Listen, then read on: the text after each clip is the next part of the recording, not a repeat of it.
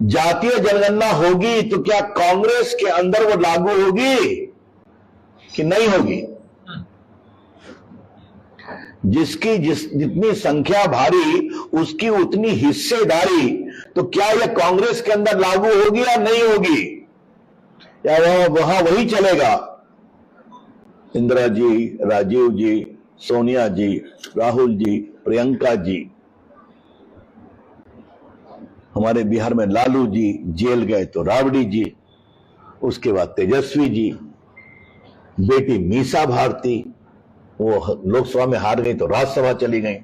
दूसरे बड़े तेज प्रताप ने कहा मुझे क्यों नहीं बनाया, तो उनको भी एक टॉफी दी गई। मुलायम सिंह यादव तो अखिलेश यादव तो ताऊ नाराज। बंगाल में ममता जी के भतीजे चढ़े हुए हैं कि भाई आपका बहुत हो गया, अब जगह खाली करो कि मैं आऊंगा। तो यही चलेगा क्या? ये छलावा कब तक चलेगा? ये क्यों चलना चाहिए?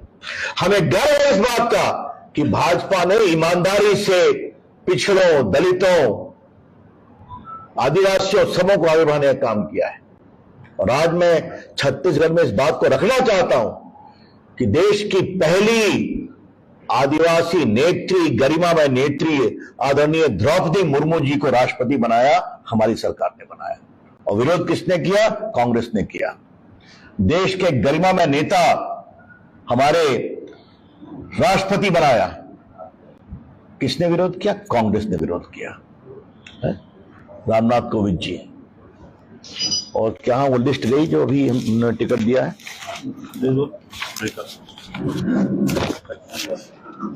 कांग्रेस का तो टिकट का पता ही नहीं है। हमने आते पूछा कि कांग्रेस का टिकट क्या हो रहा है? मुख्यमंत्री का टिकट हो गया तो कहा नहीं हुआ है। कहा क्यों नहीं हुआ? तो बताया गया कि वो अपनी सीट के बारे में दो मत में है कि गड़बड़ा तो नहीं जाएंगे। देखिए अभी तो जो टिकट हुआ है उसमें भाजपा ने छत्तीसगढ़ में 21 ओबीसी को टिकट दिया है, 30 आदिवासी भाइयों बहनों को दिया है, 10 आपके अनुसूचित जाति भाइयों बहनों को दिया है, महिलाओं को 14, पहली बार 43, युवा 34, 85 में मैंने पूरा ब्रेकअप दे दिया। और देश में सबसे अधिक सांसद ओबीसी के भाजपा के हैं, एससी एसटी के भाजपा के हैं, सबसे अधिक विधायक भाजपा के, 11 मंत्री हमारे केंद्र में ओबीसी समाज से आते हैं, प्रधानमंत्री स्वयं ओबीसी समाज से आते हैं। तो ये हम काम करते हैं। और बिहार में जिस तरह से जनगणना हुई है, जानबूझकर अति पिछड़ा समाज की संख्या कम की गई है और रोज धरना प्रदर्शन हो रहा है। तो ये है इनका हिसाब जातीय जनगणना का। धन्यवाद मित्रों, ये विषय इतने थे। आपने बिहार में लालू के चालीस घोटाले की ओनरशिप नहीं ली थी, एक्सपोज किया था। हाँ, शब्दों को सही किया और वो अंजाम भी पहुंचा। तो क्या छत्तीसगढ़ के गोठान घोटाला, एसटी घोटाला, किसी एक घोटाले को आप इस तरह से एक्सपोज करेंगे? हमारी पार्टी यहाँ बहुत बढ़िया जनता में एक्सपोज कर रही है और हमारी सरकार आ रही है, तो हमें एक्सपोज करने की जरूरत है, हमें कार्रवाई करनी और हम करेंगे। Shekhar ji, one by one सब पूछेंगे, बैठेंगे। हाँ, एक मिनट। हाँ, कल पवन खेरा जी ने यहाँ प्रेस कॉन्फ्रेंस की, उसका आपने उल्लेख भी किया। उन्होंने कहा कि बीजेपी पे अगर बटन आप दबाएंगे तो अडानी निकलेगा, और उसके लिए एक बड़ा सा पोस्टर भी उन्होंने जारी किया है। क्या कहना चाहेंगे? अब फिर मैं कहूंगा होमवर्क नहीं करते हैं तो फंसते हैं। अडानी, देखिए हमारी सरकार की सोच बहुत साफ है। देश के व्यापारी अगर पूंजी निवेश करें तो करना चाहिए, तभी तो व्यापार देश आगे बढ़ेगा। भूपेश बाबू, आपने अडानी जी को सहयोग नहीं किया क्या? मेरे पास तो सारे कागज हैं, कहिएगा दे देंगे। कोयला में क्या क्या हुआ है। और भूपेश बाबू और कांग्रेस वाले ये बताइए कि मनमोहन सिंह के समय में उनको 1 लाख करोड़ से अधिक का ऑस्ट्रेलिया में पूंजी निवेश न्यूजीलैंड में हुआ था, तो उस समय क्या कर रहे थे आप? ममता जी ने लगभग किया है 50,000 करोड़ का पूंजी निवेश।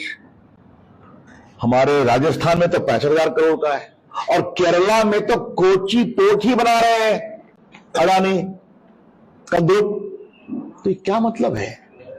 तो बहुत सिंपल सी बात है। जब भी राहुल गांधी से पूछते हैं, नहीं वहां ठीक है, ये सवाल वहां उठा था, मैंने ही प्रेस ली थी, कहा नहीं वहां ठीक है। तो जब वहां ठीक है तो खेड़ा जी यहां गड़बड़ है क्या, ये तो जवाब दीजिए। देखिए, इसे कहते हैं राजनीतिक डबल स्टैंडर्ड, ये बहुत ही गलत है। मैं आ रहा हूँ। मैं सबका जवाब दूंगा एकदम। भैया आ रहा हूँ। सर, आपने कहा कि छत्तीसगढ़ में बीजेपी की सरकार आ रही है, इसका किस आधार से आप कह रहे हैं और क्यों लग रहा है कि आपको सरकार आ रही है? 2-3 कारण मैंने विस्तार से बताया। योगी जी के समय क्या स्थिति थी, जीते हम, मैं अजीत जोगी क्षमा करेंगे, फिर मैं आपके 7-8 में आप प्रभारी था, तब भी सरकार बनी हमारी।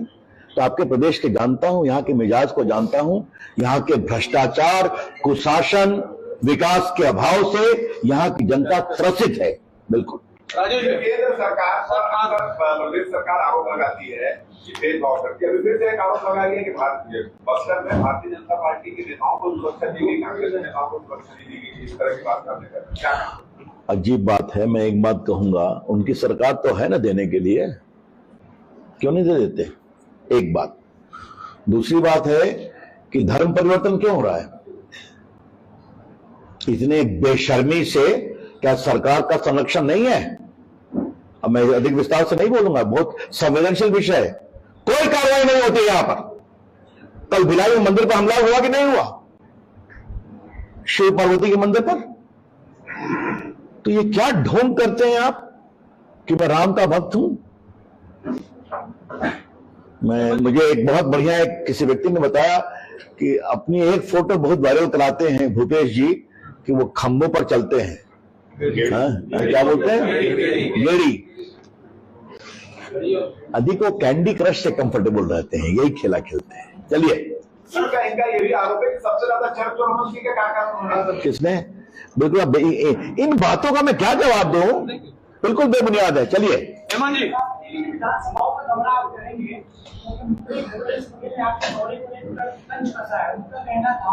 बिहार से आकर आप विधानसभाओं में क्या करेंगे?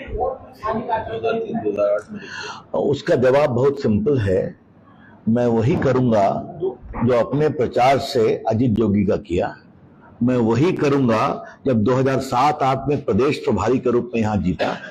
और चूंकि बघेल जी आपने मेरी क्षमता के बारे में सवाल किया है, तो थोड़ा बढ़िया से होमवर्क कर लीजिए। रवि जो विषय पिकअप करते हैं उसको अंजाम तक पहुंचाते हैं। एक मिनट साहू जी, एक मिनट, सबका जवाब दे रहे हैं। तन्मय जी पूछो। मैं सबका जवाब दूंगा भैया, मुझे अच्छा लग रहा है आपसे बात करके। हाँ, रेस हैंड जिनका हुआ सवाल एक था, पवन खेड़ा से भी संबंधित है।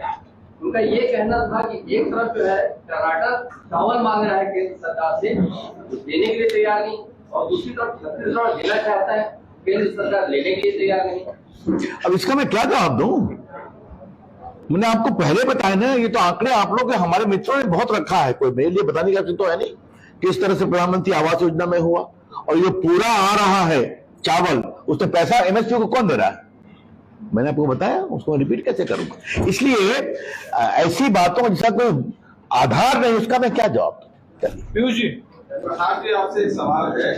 आपने एक कदम आगे बढ़ के टिकट की तरफ ऊपर नहीं किया, लेकिन सबसे बड़ी बात यह है कि कई लोगों से पैराशूट प्रत्याशियों की बात सामने आ रही है और विरोध के बाद उत्पन्न हो रहे हैं। इसको कैसे क्लियर करना? देखिए, पहली बात यह है, इसका सवाल करने के पहले मैं आपके विनम्रता से आपके प्रश्न का उत्तर देने के पहले मैं एक प्रति प्रश्न करूंगा। हमने 85 कर दिया, वो तो एक भी नहीं कर पाए ना। और मैंने पूछा कि मुख्यमंत्री का क्या हो रहा है, उनकी टिकट का क्या हो रहा है, तो मालूम है लड़ाई यही चल रही है कि मुख्यमंत्री को उम्मीदवार बनेंगे या नहीं बनेंगे। तो मुझे बताया गया कि शैलजा जी ने घोषणा किया ना कि ये कलेक्टिव सामूहिक नेतृत्व में होगा। हमारी पार्टी बहुत ही संगठित है। देखिए, स्वाभाविक है, एक सीट पर 10 दावेदार होंगे। एक बार जब निर्णय हो जाता है तो सभी मानते हैं। मैं भी बात करूंगा, बाकी लोग बात करेंगे, बाकी जहां प्रभारी हैं माथुर जी, नितिन जी, और फिर आपके हमारे बाकी मनसुख भाई और संगठन सिस्टम बात करेगा, कोई दिक्कत